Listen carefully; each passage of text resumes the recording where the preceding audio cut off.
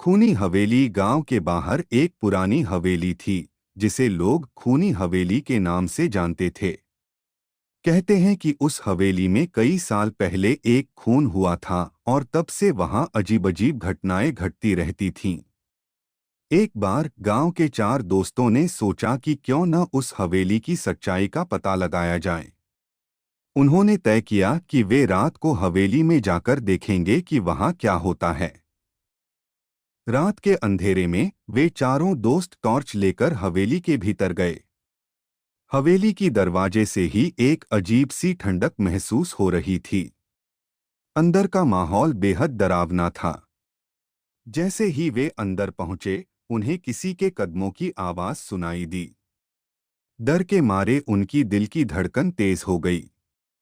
अचानक एक दरवाजा खुद ब खुद खुल गया और वे सब डर के मारे चिल्ला उठे।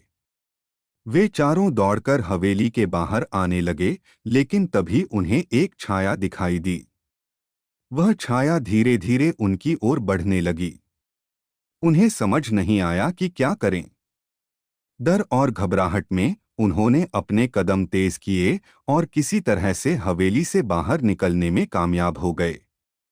उस रात के बाद वे चारों दोस्त कभी भी उस हवेली के पास नहीं गए।